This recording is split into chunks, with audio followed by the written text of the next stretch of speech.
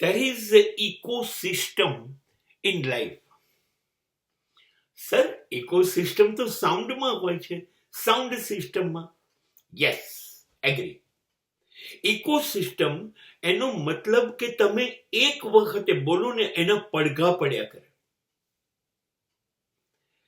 આવા કેટલા પહાડોમાં, કેટલી ખીણોમાં આવી જગ્યા છે, એને ઇકો ગેલેરી કહેવાય છે, જ્યાંથી તમે તમારું એકવાર નામ બોલો ખાલી, અને સામેથી ખીણ કે પહાડો એના 5, 7, 10 વખત પડઘા પાડ્યા કરશે. Hello hello hello hello hello hello. This is ecosystem. Sir, but how that can be apply in a life?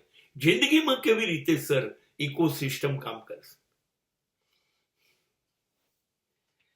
तेरे जीवन का है कर्मों से नाता, तू ही अपना भाग्य विधाता,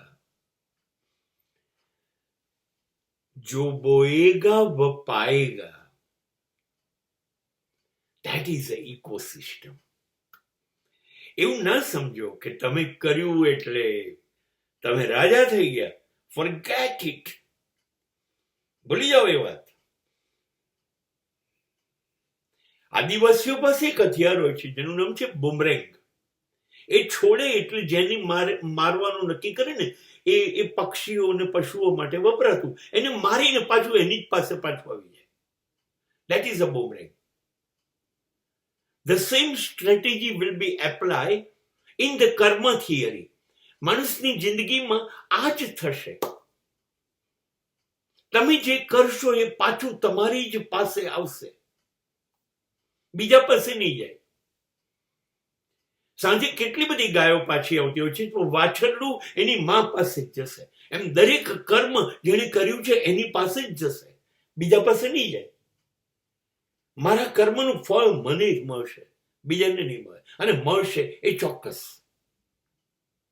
મેં બૂમ પાડી છે, hello hello hello hello hello, તો એ હલોના પડઘા મને જ સંભાળશે, મારી પાસે જ આવશે.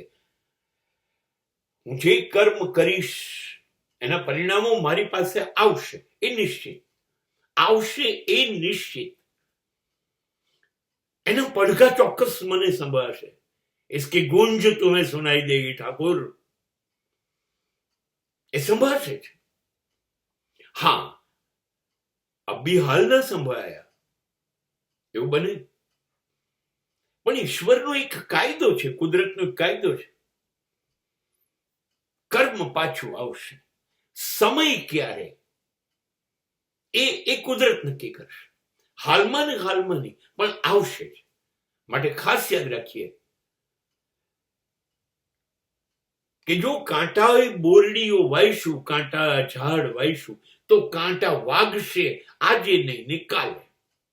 આપણા રસ્તામાં કાંટા જ પથરાશે. હા, કાંટા ન વાગે તો પછી આંબા વાવો, કેસર કેરીના. જીવનમાં કેરી જેવી મીઠાશ લાવી હોય તો સારાશ વાવો, ખરાબ નહીં. તો પડઘાની અંદર જ્યારે આવશે તમારી સામે, ત્યારે મીઠી કેસર કેરી ની સુવાસ આવશે, એ રસ તમારા જીવનમાં ઉતરશે. માટે always life is a ecosystem. It will be definitely come back to you. એ તમારે ભોગવવાનું આવશે જ. આ ખાસ યાદ રાખો.